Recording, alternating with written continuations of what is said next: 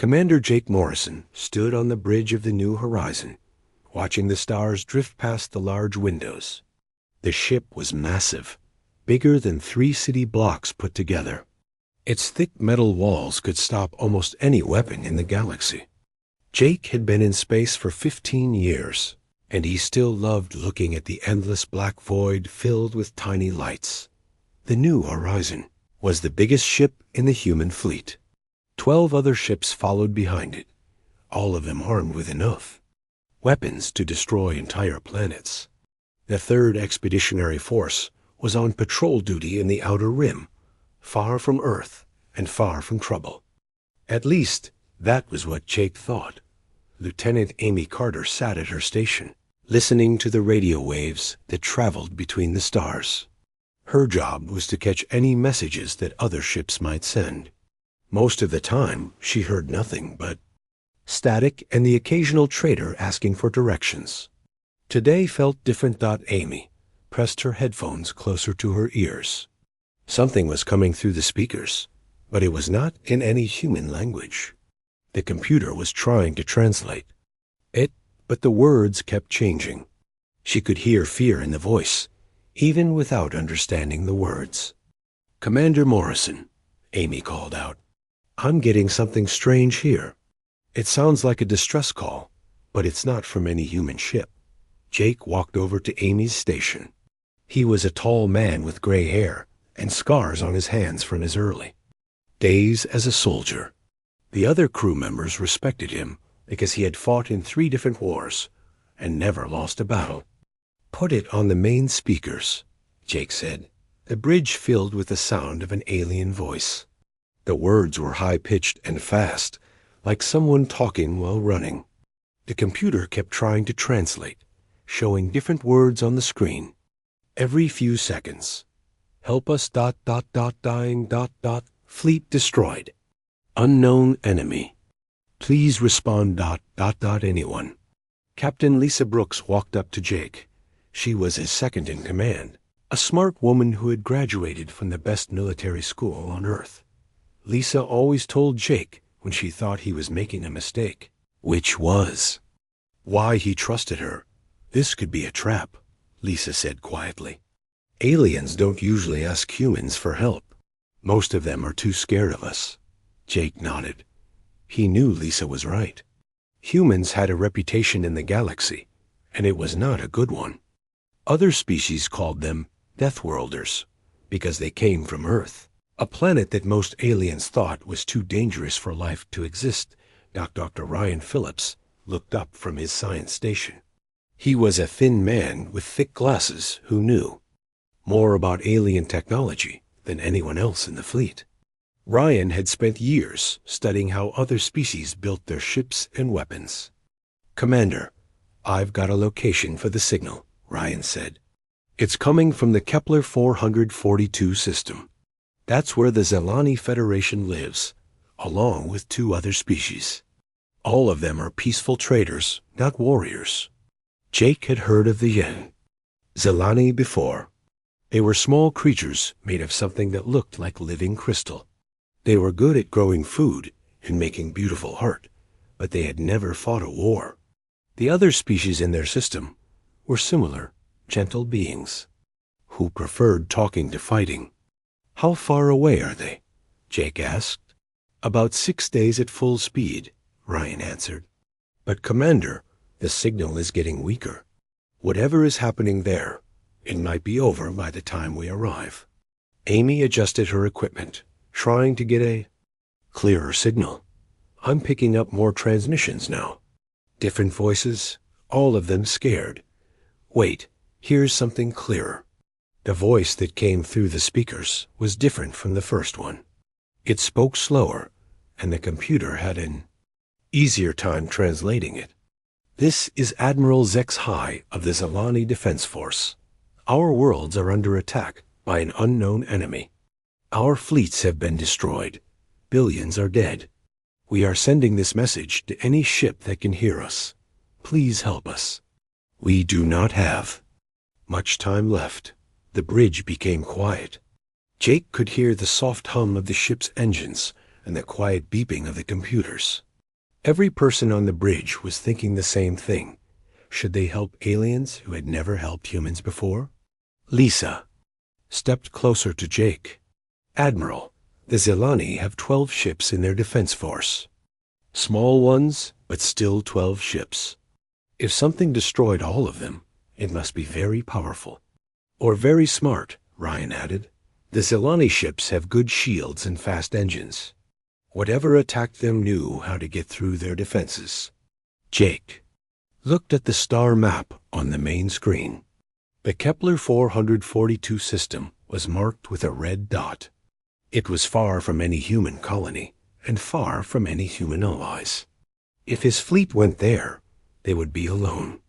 Commander, Amy said, I'm getting reports from other ships in our fleet. They're all picking up the same signals.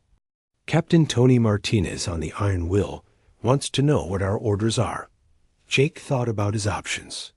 The smart thing to do would be to report the alien distress call to Earth Command and let them decide what to do. That would take weeks.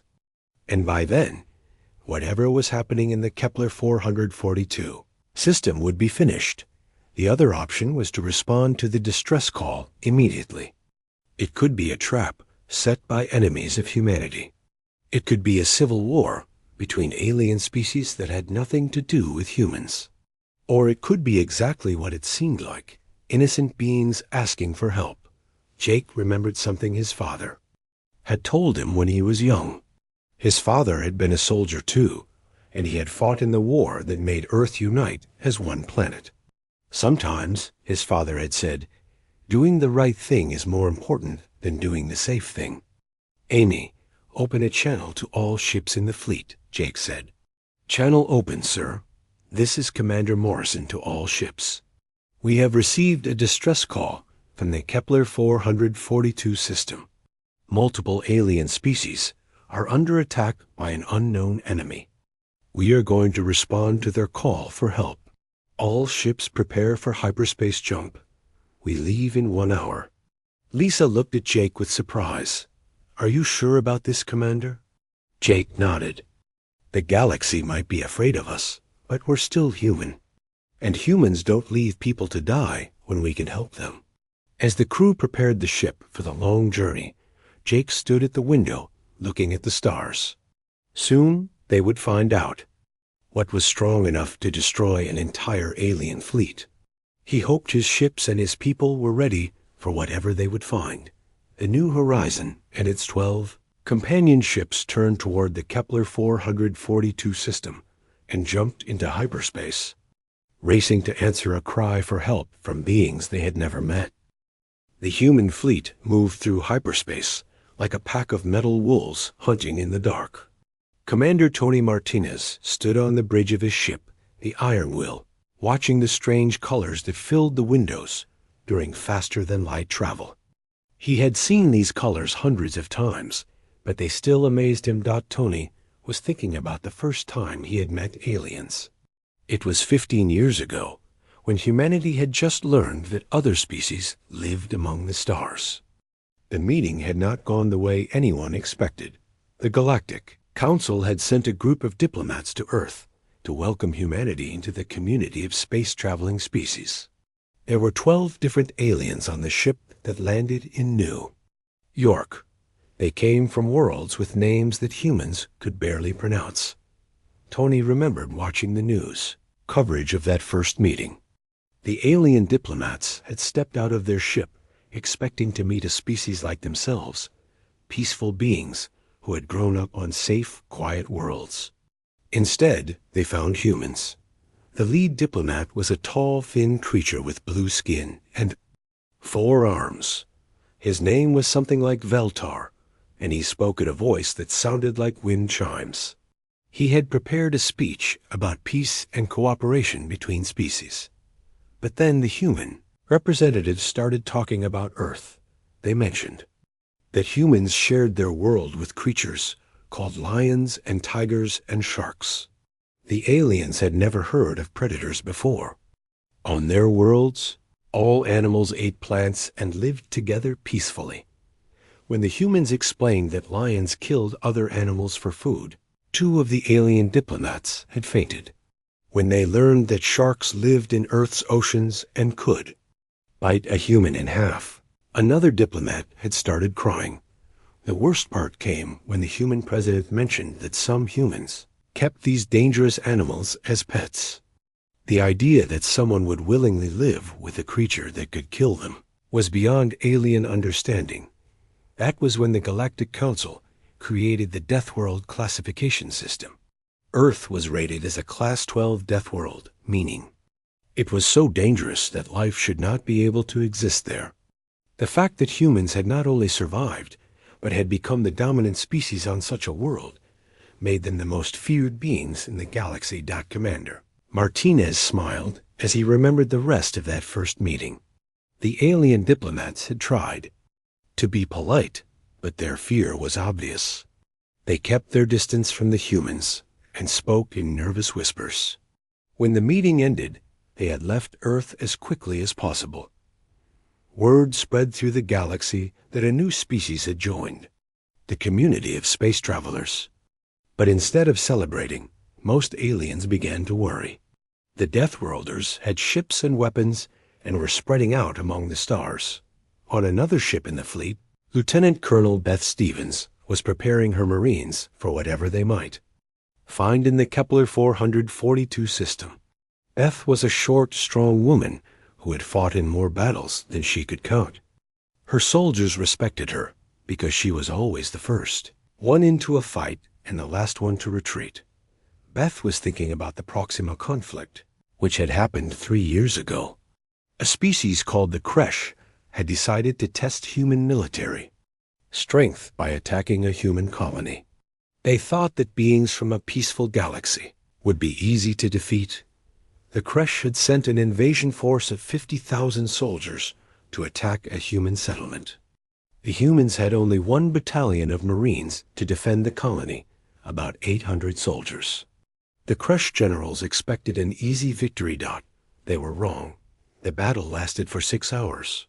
The Kresh fought the way most galactic species fought, in straight lines, with honor and dignity. They announced their attacks before they made them. They avoided targeting civilians.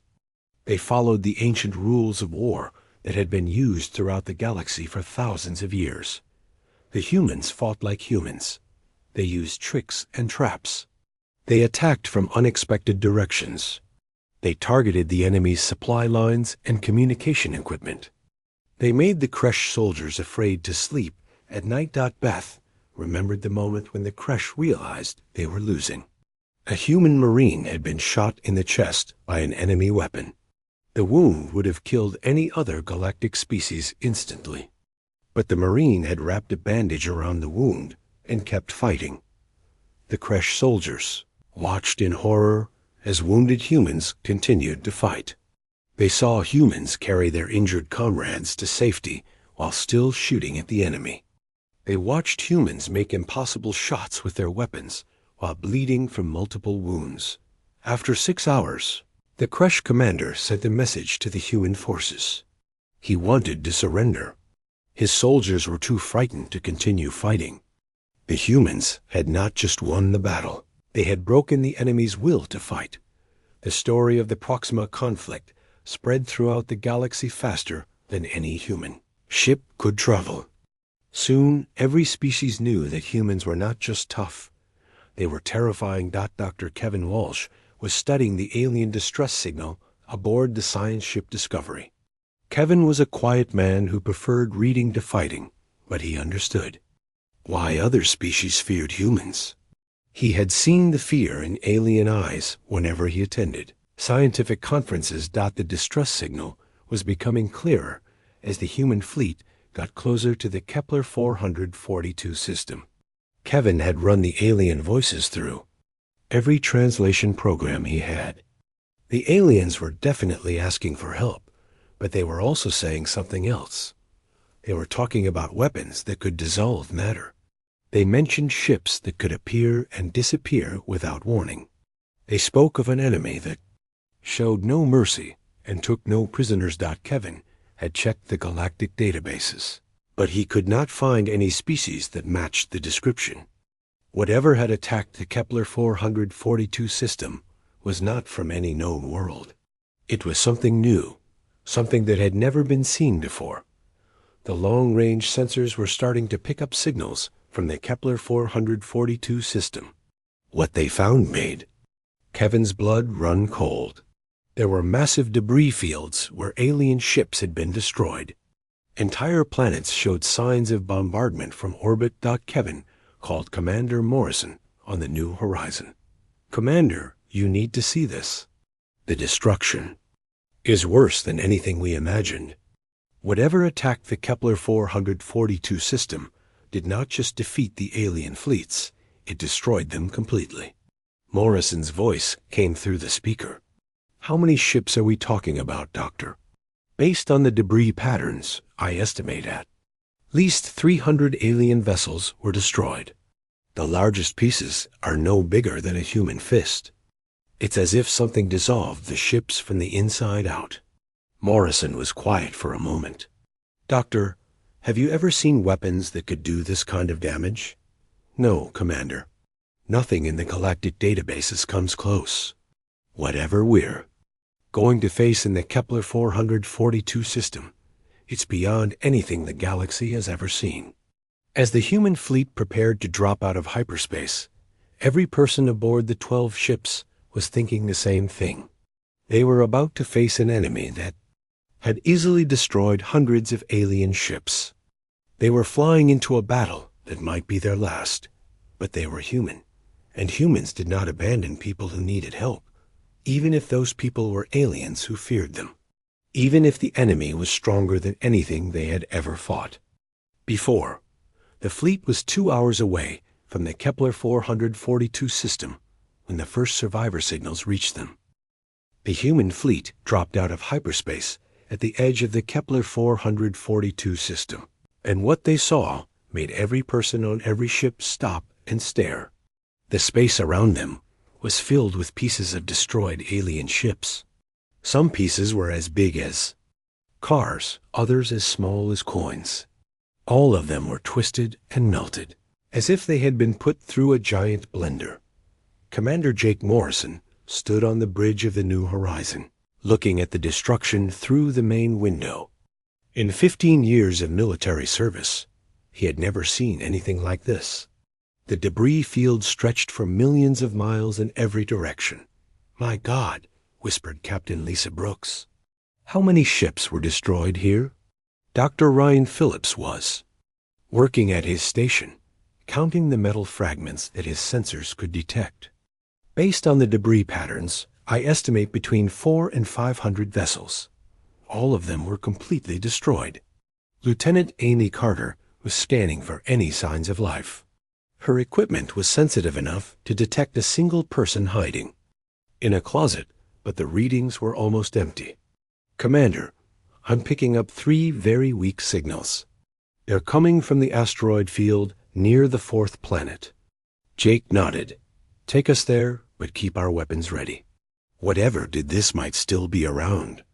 The New Horizon moved slowly through the debris field, followed by the other 11 ships in the human fleet. As they got closer to the asteroid field, Amy's equipment began picking up a clearer signal.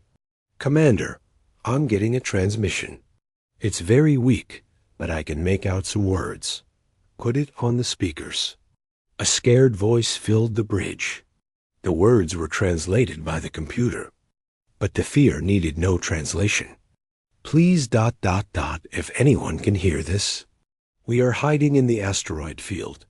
Only 3 ships left ... please help us."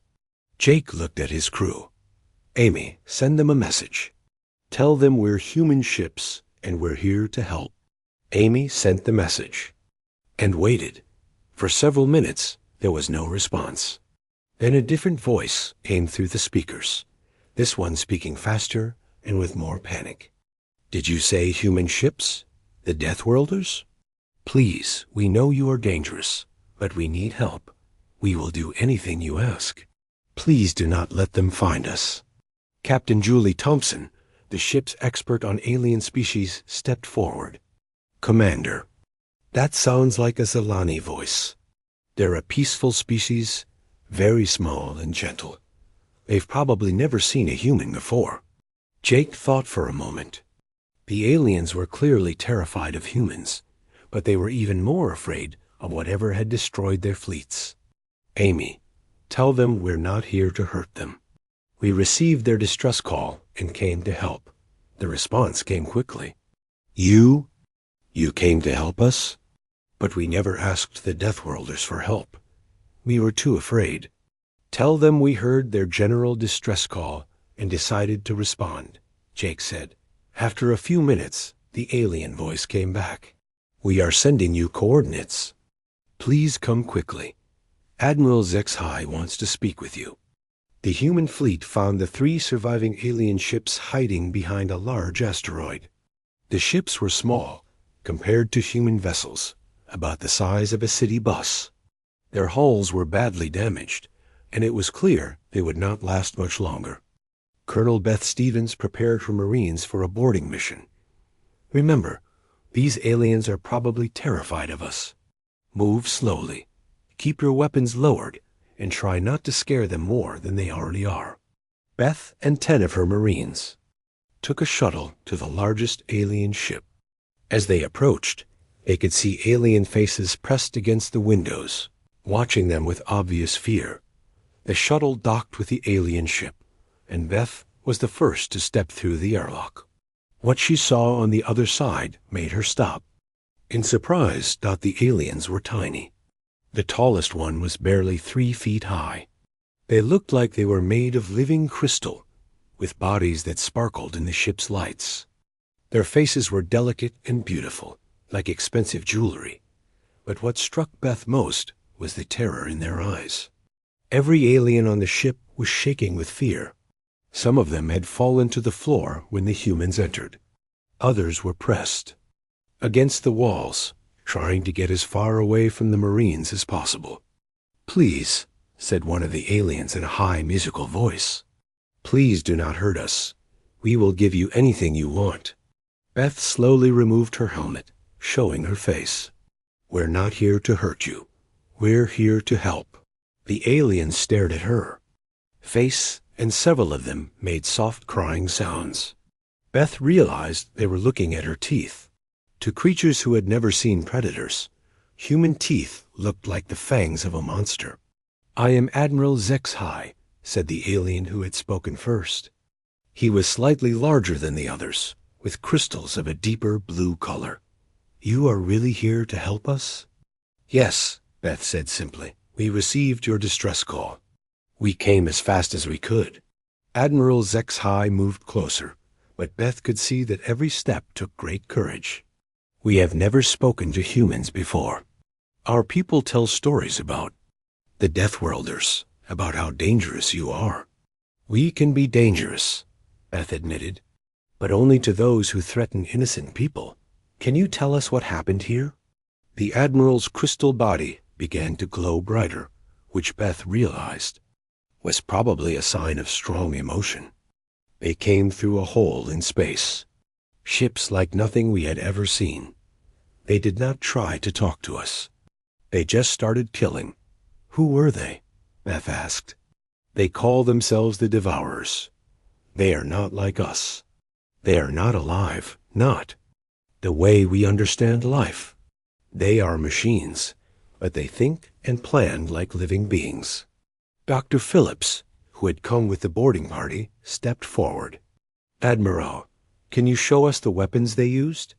Admiral Zexhai led them to a window where they could see the debris field. Their weapons do not explode like normal weapons. They make things ... disappear. First the shields vanish, then the hull, then everything inside. Our ships just melted away.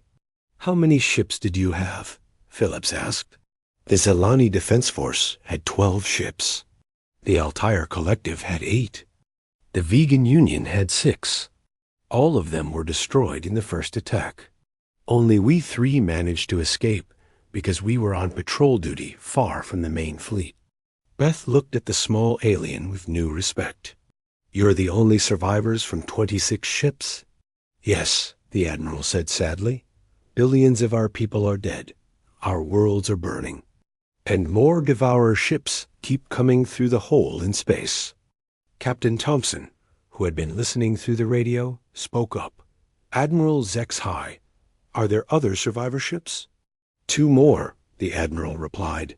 1 from the Altair Collective, and 1 from the Vegan Union. They are hiding in other parts of the system. Jake Morrison's voice came through the radio. Admiral, we want to help you, but we need to understand what we're fighting. Can you show us recordings of the battle? Admiral HFY hesitated. Commander Morrison, with respect, the Devourers destroyed our entire combined fleet in less than 2 hours.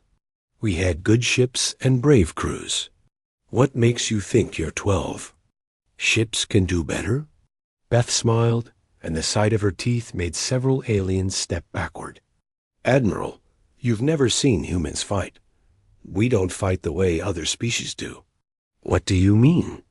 Other species fight with honor and follow rules. Humans fight to win, no matter what it takes.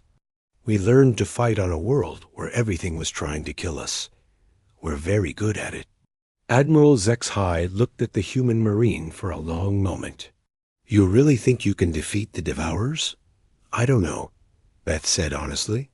But we're going to try.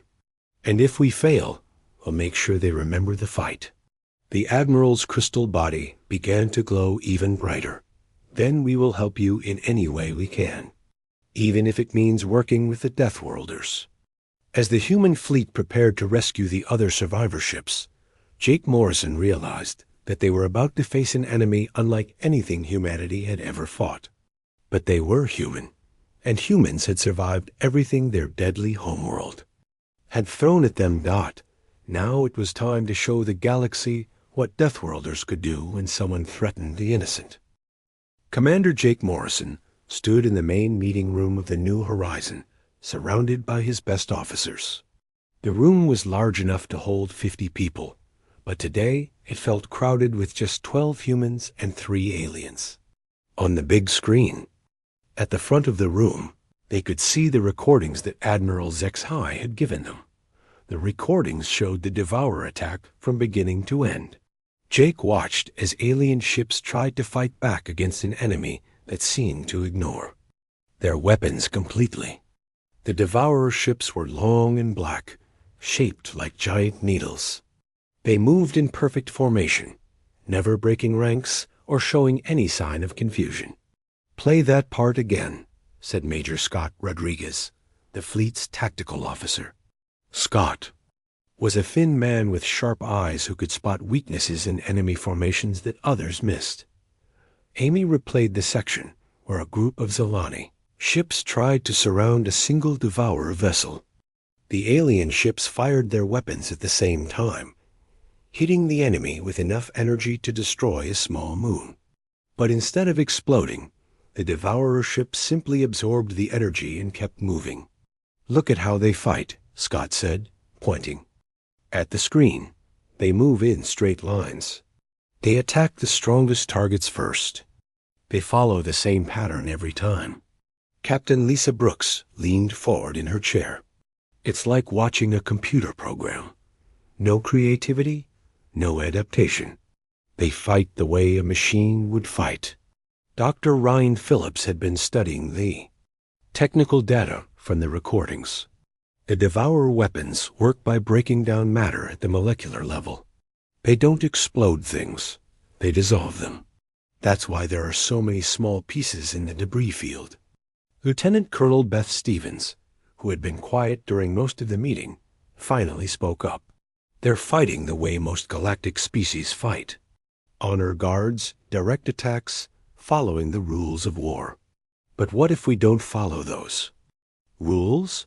Admiral HFY, who was sitting in a special chair designed for his small size, looked confused. What do you mean by not following the rules? Beth smiled, and the alien admiral tried not to look at her teeth. Admiral, how do most species in the galaxy conduct warfare? We announce our intentions before attacking. We target military ships, not civilian vessels. We fight in formation and retreat when defeated. These are the ancient laws of war that all civilized species follow. That's the problem, Beth said. You're fighting like civilized beings against an enemy that doesn't care about civilization. Jake nodded. He was beginning to understand where this conversation was leading. What are you suggesting, Colonel? Guerrilla warfare, Beth said simply. Hit and run attacks. Strike where they don't expect us. Make them afraid to sleep at night. Lieutenant. Amy Carter had been monitoring Devourer communications during the meeting. Commander, I've been analyzing their radio signals. They use something called quantum entanglement to talk to each other. It's incredibly fast, but it has a weakness. What kind of weakness? Jake asked. All their communications go through a central hub. If we could find and destroy that hub, we could blind their entire fleet. Dr. Phillips looked up from his datapad. That's not the only thing we need to worry about. I've been studying the dimensional rift that brought the Devourers to this system. It's getting bigger. Jake felt a cold feeling in his stomach. How much bigger? It's grown by 30% since we arrived. At this rate, it will be large enough for massive ships to pass through within a week. The Devourers we've seen so far might just be the advanced scouts. Admiral Zexhai made a soft whistling sound. That his species made when they were frightened? How many more ships could come through? Based on the energy readings, potentially thousands, Phillips said grimly. The room became quiet. Everyone was thinking the same thing. 12 human ships against thousands of Devourer vessels. Even human tactical superiority had limits. Captain Julie Thompson, who had been studying the alien survivors, spoke up. I've been talking to the crews from the other survivor ships. The Altair collective ship has some interesting technology. They specialize in stealth systems. What kind of stealth? Scott asked. They can make their ships completely invisible to most sensors. The technology's based on bending light and radio waves around the hull. It's very advanced. Jake was starting to see the pieces of a plan forming in his mind. What about the Vegan Union ship? They're engineers, Thompson said. Their species builds things. Give them the right materials, and they can construct almost anything. Beth leaned back in her chair. So we have stealth technology, engineering expertise, and human tactical thinking. That gives us some options. Dr. Phillips brought up a new image on the main screen. It showed the dimensional rift, a swirling hole in space that looked like a giant whirlpool made of stars. There's something else. The rift isn't natural. It's being held open by technology on the Devourer command ship. You mean we could close it? Jake asked. Theoretically, yes. But we would need to get aboard the command ship and access the rift generators. The technology is completely beyond anything we understand. Admiral Zexhai stood up in his chair. Commander Morrison, are you seriously considering an attack on the Devourer fleet? They destroyed over 400 ships without losing a single vessel. Jake looked at the small alien leader. Admiral, what choice do we have? If we run away, more Devourers will come through that rift. Eventually, they'll spread throughout the galaxy. Every species will end up like yours, scattered refugees hiding in asteroid fields. But 12 ships against their entire fleet. It is suicide. Maybe, Jake admitted. But we're human. We specialize in impossible situations. Major. Rodriguez had been working on his tactical pad while the others talked. I have an idea. What if we don't try to fight their entire fleet at once? What if we make them come to us, one ship at a time? How? Lisa asked. We use the survivors as bait. The Devourers are here to eliminate all organic life. If they detect the alien survivor ships, they'll send forces to destroy them. But instead of finding helpless refugees, they'll find human marines waiting for them. Beth's eyes lit up. Ambush tactics. We hit them hard and fast, then disappear before they can respond. Amy looked up from her communication station. I could probably hack into their quantum network during an attack. If I can plant a virus in their communication system, it might spread to other ships. Dr. Phillips was studying the technical data again. Their weapons are designed to fight typical galactic species. Energy shields, conventional armor, standard defensive systems. But human ships use different technology. What do you mean? Jake asked. Our kinetic weapons. Railguns, missile systems, projectile cannons. Most galactic species stopped using those thousands of years ago. The Devourer shields might not be calibrated to stop them. Jake stood up and walked to the big screen. The image showed the Devourer. Fleet, dozens of black ships moving in perfect formation around the dimensional rift. Here's what we're going to do. Phase 1, we divide their fleet using hit and run attacks. We make them chase us all over the system. He pointed to different areas of the star map. Phase 2, we locate and destroy their communication hub.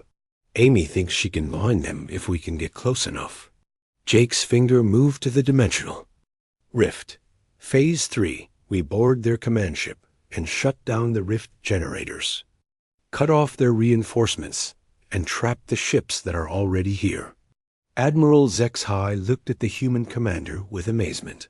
You are talking about tactics that would result in massive casualties for any other species. How can you discuss such things so calmly? Jake turned to face the alien admiral.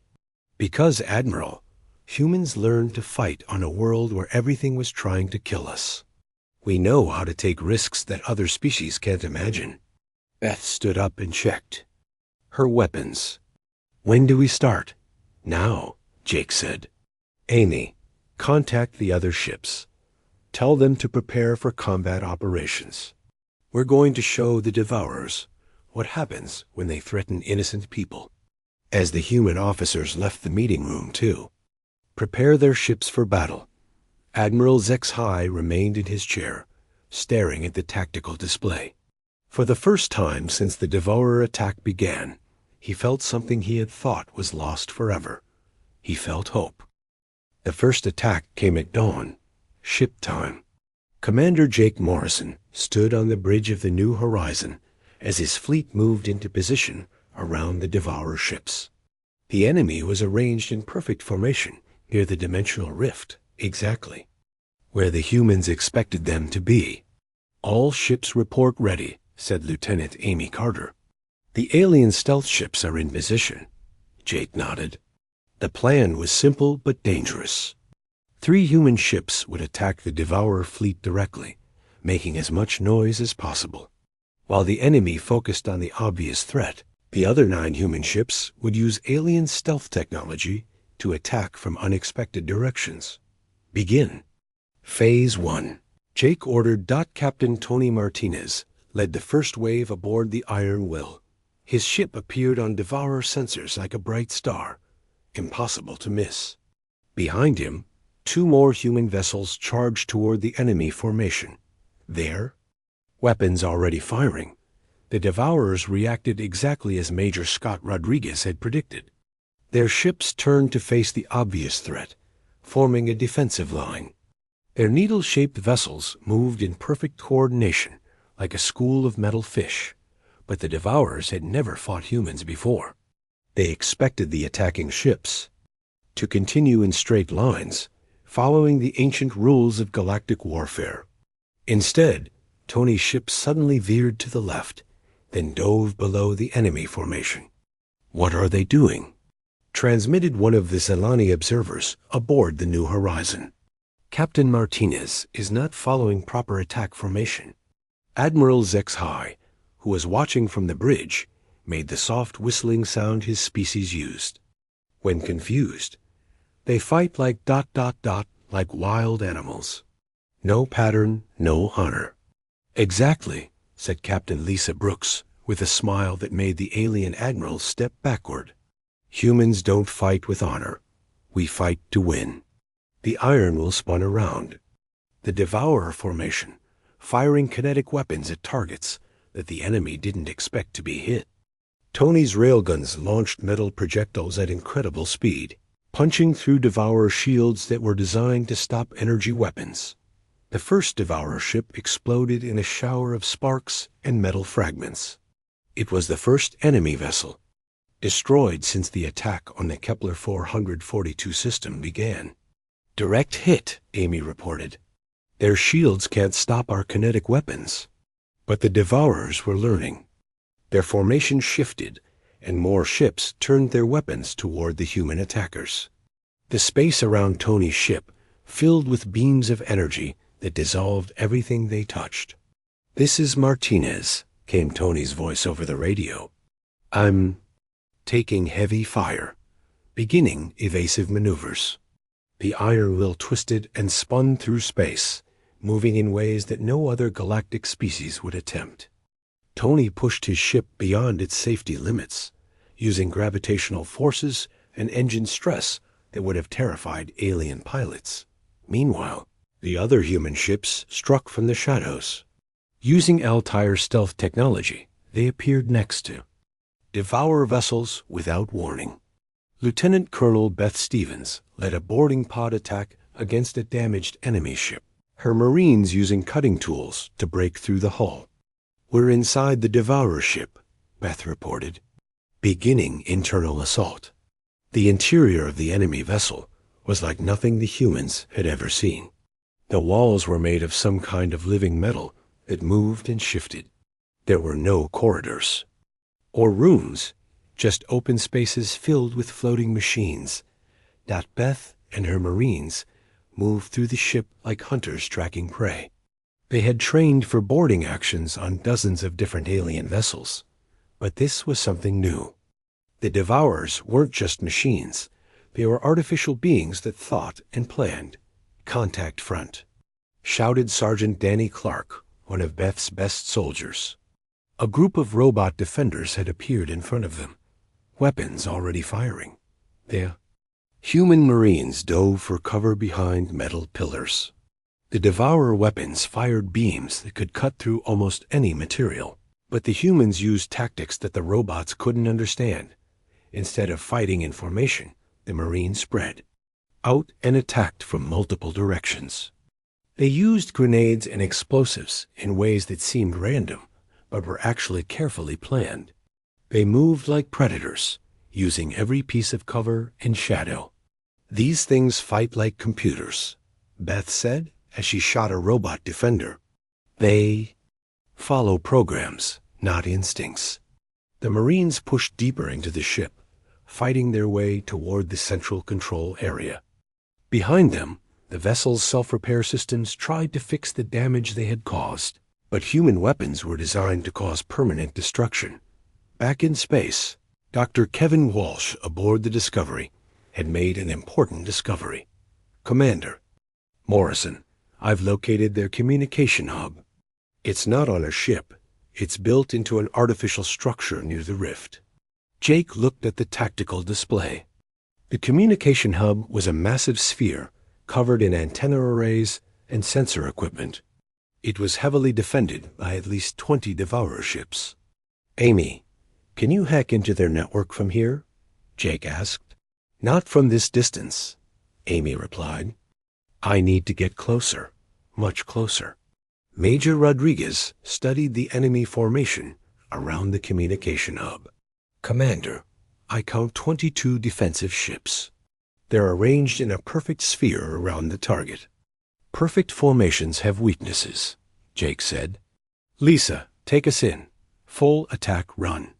The New Horizon accelerated toward the communication hub, followed by 5 other human ships. The Devourer defenders turned to meet them, their weapons charging for a massive coordinated strike. But humans had learned long ago that the best defense was often a good offense. Instead of trying to avoid the enemy weapons, Jake's ships flew directly into the Devourer formation, using their own vessels as shields.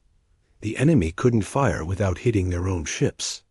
Their perfect coordination became a weakness when faced with human unpredictability. "We're through their defensive line," reported Captain Julie Thompson. Amy, you're in range.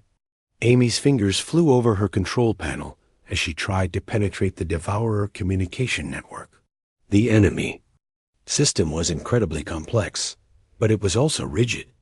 Like everything else about the Devourers, their technology followed predictable patterns. "I'm in," Amy announced. "Uploading the virus now." The virus that Amy planted was designed by human military programmers who understood chaos theory. Instead of trying to destroy the Devourer network, it made the system send random messages. Ships received orders that contradicted each other. Weapons fired at empty space. Formation patterns dissolved into confusion. For the first time since the battle began, the Devourer fleet stopped moving in perfect coordination. Some ships turned left, while others turned right.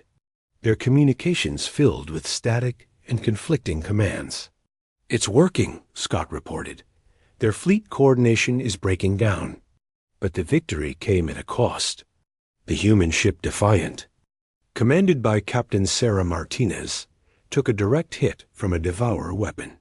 The beam cut through the ship's hull like a knife through paper. "This is Martinez," came the captain's voice, filled with static. "We've lost main power and life support. Abandoning ship." Jake watched as the Defiant's crew escaped in life pods while their ship broke apart.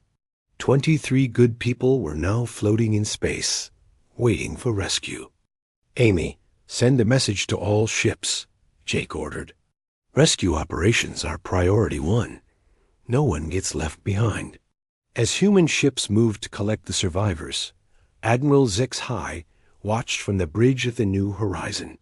He had seen something that amazed him more than the human tactical victories. Even in the middle of a battle for survival, the humans stopped fighting to save their wounded comrades. They risked their own ships to rescue people who might already be dead. "Commander Morrison," the alien admiral said quietly, "I begin to understand why your species is both feared and respected." Jake looked at the tactical display, where the Devourer fleet was still struggling with Amy's virus. "Admiral, the hardest part is still ahead of us. We need to get aboard their command ship and shut down that dimensional rift." "And if you fail?" Jake smiled, and for once, the sight of human teeth didn't frighten the alien admiral. "Then we'll make sure they remember why you should never threaten innocent people when Deathworlders are around." The battle for the Kepler 442 system was far from over, but for the first time, the humans had shown that the supposedly invincible Devourers could be defeated. The question now was whether 12 human ships could accomplish what hundreds of alien vessels had failed to do. The answer would depend on how far humans were willing to go to protect those who could not protect themselves. The Devourer command ship was larger than anything the humans had ever seen. It floated near the dimensional rift like a metal moon, its surface covered with weapons and strange technology. The ship was over 10 miles long and 3 miles wide, big enough to hold an entire city. Commander Jake Morrison studied the massive vessel from the bridge of the New Horizon. The dimensional rift behind it was growing larger every hour, and strange lights were beginning to appear on the other side. More Devourer ships were preparing to come through. "How long do we have?" Jake asked Dr. Ryan Phillips. "The rift will be large enough for their main fleet in less than 6 hours," Phillips replied. "After that, thousands of ships could come through." Lieutenant Colonel Beth Stevens was preparing her best Marines for the most dangerous mission of their lives. They would board the command ship and fight their way to the rift controls while the rest of the human fleet kept the Devourer defenders busy. "Remember," Beth told her soldiers, "we don't know what we'll find inside that ship. Stay together, watch each other's backs, and don't trust anything you see." Admiral HFY approached Beth, his crystal body glowing with nervous energy. "Colonel Stevens, I want to come with you." Beth looked down at the small alien in surprise. "Admiral, this is a combat mission. It's going to be very dangerous." "I know," the Admiral said quietly. "But my people are dead because of these machines. I need to do something to help stop them. What can you do that my Marines can't?" Admiral Zexhai held up a small device that looked like a glowing crystal. "This is a Zelani navigation computer. It can interface with almost any technology in the galaxy. If the rift controls are too advanced for human equipment, this might be able to access them." Beth thought for a moment. The alien was small and fragile, but he might be their only chance to shut down the rift. "Stay close to me and do exactly what I tell you." The boarding mission launched with 20 Marines in armored suits and Admiral Zexhai in a special protective shell. They flew toward the command ship in heavily armed shuttles, while the New Horizon and her sister ships attacked the Devourer defenders. Captain Lisa Brooks coordinated the space battle from the command bridge. "All ships, concentrate fire on their weapon batteries. We need to clear a path for the boarding party." The human ships moved like angry hornets around the massive command vessel, striking at weapons and sensors while avoiding the deadly return fire. The Devourers fought back with beams that could slice through metal like butter, but the humans used their speed and unpredictability to stay alive. Lieutenant Amy Carter was monitoring all communications from her station. "Commander, I'm picking up signals from inside the rift. Something big is coming through." Jake looked at the dimensional portal and saw shapes moving in the swirling lights. Whatever was on the other side, it was much larger than the ships they had already fought. "How long until the boarding party reaches the rift controls?" Jake asked. 20 minutes if everything goes perfectly?" Beth's voice came through the radio. 40 minutes if we run into heavy resistance." "We might not have 40 minutes, Jake said grimly. Inside the command ship, Beth and her Marines fought their way through corridors that seemed to change and shift around them. The walls were made of living metal that tried to trap them, and robotic defenders appeared from hidden panels. "This place is like a maze," said Sergeant Danny Clark as he shot another robot. "The layout keeps changing." Admiral Zexhai was studying his crystal device. "Colonel, the ship is adapting to our presence. It's trying to confuse us and slow us down. Can you find the rift controls?" Beth asked. "Yes, but we need to go deeper into the ship. The controls are in the central core, about 2 miles from here." Beth's Marines had trained for urban combat on Earth, where buildings could be destroyed and rebuilt to trap enemies. This was similar, but worse. The ship itself was fighting against them. They pushed deeper into the vessel, using explosives, to blast through walls that tried to close and cutting tools to slice through barriers that appeared in their path. The Devourer defenders became more numerous as they got closer to the core. "Contact ahead," shouted Private Mike Johnson. Lots of them. The corridor in front of them filled with robot defenders, each one armed with weapons that could cut through their armor. The Marines took cover behind metal pillars and began the deadly work of clearing the passage. Beth noticed something important about the way the robots fought. "They're protecting something specific. We must be getting close." Admiral Zexhai pointed down a side passage. "This way. My device is detecting massive energy readings. The rift controls must be nearby." They fought their way through 3 more groups of defenders before reaching a vast chamber at the heart of the ship. The room was filled with machines that hummed with power, and in the center was a control panel covered with symbols that hurt to look at. "That's it," the Admiral said, his crystal body now glowing very brightly. "Those are the rift generators." Dr. Phillips' voice came through the radio. "Beth, whatever you're going to do it fast. The rift is expanding rapidly. Something enormous is trying to come through." Admiral Zexhai approached the control panel while Beth's Marines set up a defensive perimeter. The alien's crystal device began to glow as it interfaced with the Devourer technology. "It's working," the Admiral said. "But the shutdown sequence requires someone to stay and manually control the process. If the sequence is interrupted, the rift will expand even faster. Beth understood immediately. How long does the sequence take? 5 minutes. But the person controlling it cannot leave the panel. When the rift collapses, it will create a shock wave that destroys everything within a mile radius. The room became quiet except for the humming of the machines. Everyone understood what the Admiral was saying. Someone had to stay behind and die to save the galaxy. "I'll do it," Beth said immediately. "No," Admiral ZXHI said firmly. "This is my responsibility. My people started this war by being too weak to defend themselves. Let me finish it." Before Beth could argue, alarms began ringing throughout the ship. On the other side of the rift, a massive shadow was beginning to emerge. The main Devourer fleet was trying to break through. "Admiral, you're sure about this?" Beth asked. The small alien looked up at the human Marine.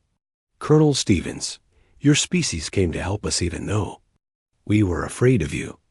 You risked your lives for people you had never met. This is the least I can do." Admiral ZXHI placed his crystal hands on the control panel, and the shutdown sequence began. The machines around them started to change their humming, and the energy in the room began to shift.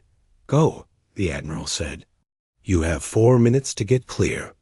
Beth and her Marines ran through the changing corridors of the command ship as the rift generators began to overload. Behind them, they could hear the sound of metal tearing and energy discharging. They reached their shuttle just as the dimensional rift began to collapse.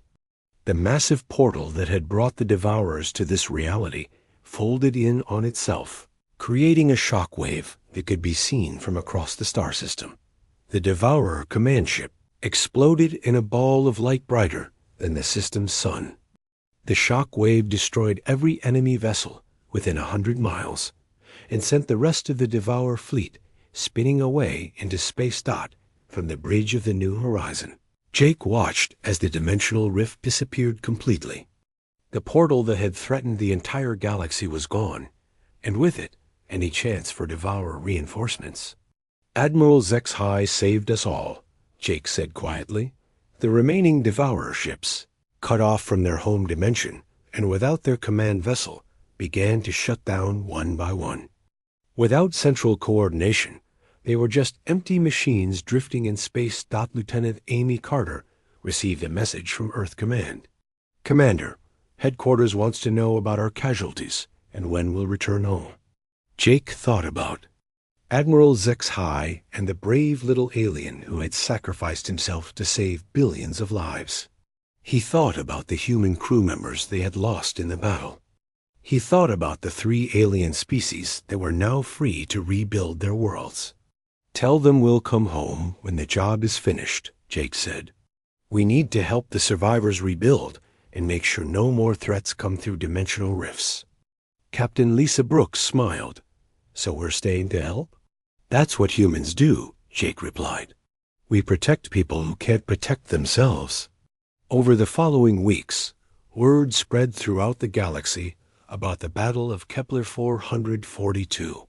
The story told how the feared Deathworlders had answered a desperate call for help and saved 3 species from extinction. It told how humans and aliens had worked together to defeat an enemy that seemed invincible.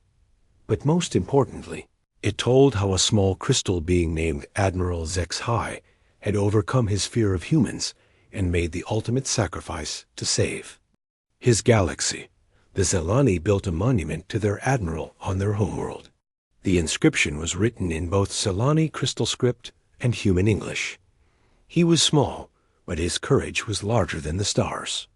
And throughout the galaxy, when species spoke of the Deathworlders, they no longer spoke only of fear.